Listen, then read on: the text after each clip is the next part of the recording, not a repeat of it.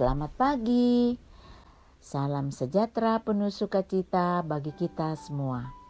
Bersyukur kepada Tuhan atas perkenaannya kita boleh berjumpa kembali dalam Rehat Renungan Harian Toraya edisi Jumat 5 Agustus 2022 dengan tema renungan ketidakmampuan kita.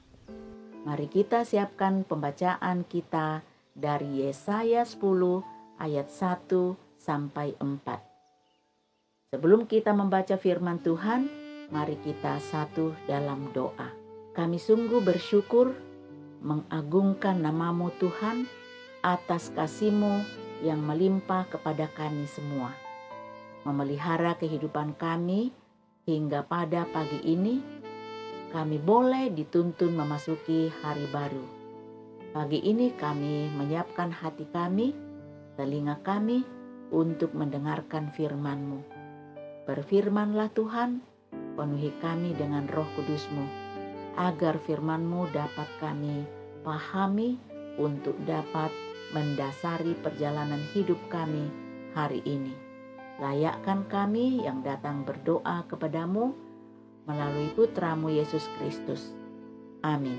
Yesaya 10 ayat 1 sampai 4. Celakalah mereka yang menentukan ketetapan-ketetapan yang tidak adil, dan mereka yang mengeluarkan keputusan-keputusan kelaliman, untuk menghalang-halangi orang-orang lemah mendapat keadilan, dan untuk merebut hak orang-orang sengsara di antara umatku, supaya mereka dapat merampas milik janda-janda dan dapat menjara anak-anak yatim.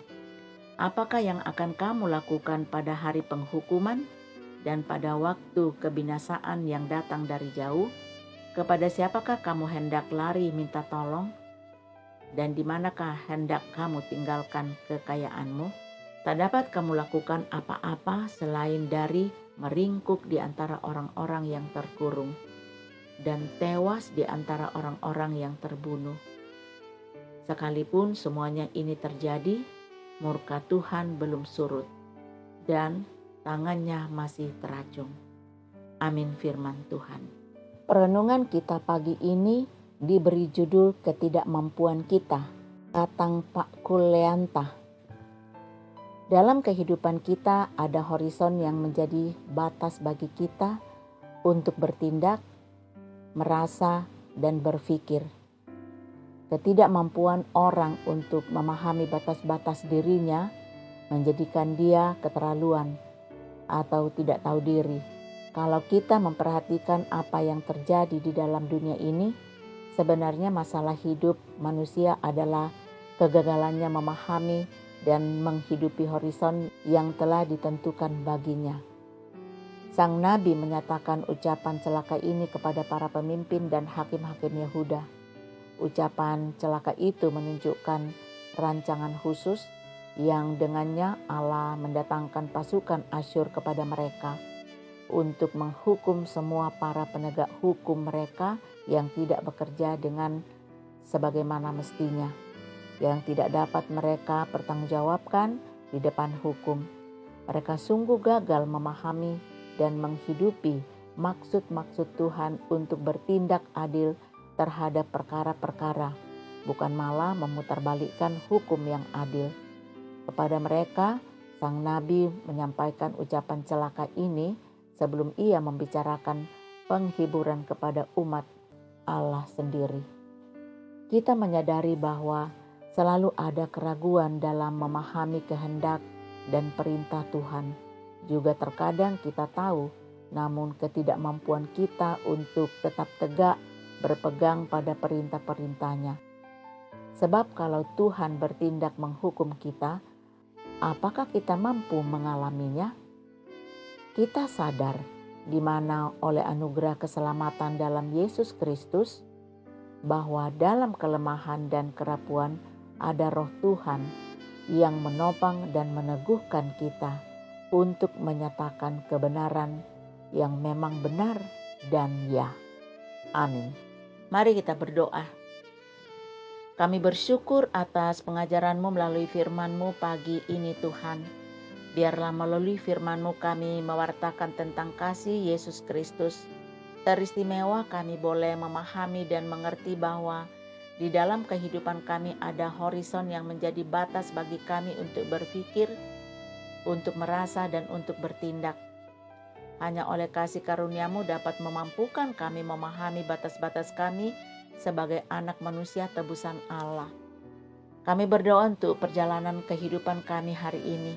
Tuhan sertai dan lindungi kami, agar kami dapat berjalan di dalam kasih dan penyertaan Tuhan. Berdoa untuk seluruh jemaat Tuhan yang mendengarkan rehat pagi ini, kiranya Tuhan memberkati dan memelihara kami, agar kami hidup untuk saling menolong, kami hidup untuk saling menopang satu dengan yang lain, agar hidup kami menjadi terang dan menjadi saluran kasih antara sesama. Berdoa bagi saudara kami yang dalam kelemahan karena penyakit, Tuhan sembuhkan. Yang berduka, Tuhan hiburkan. Yang sedang dalam pergumulan, Tuhan kuatkan. Dan di dalam masa tua, diberi kesehatan dan sukacita.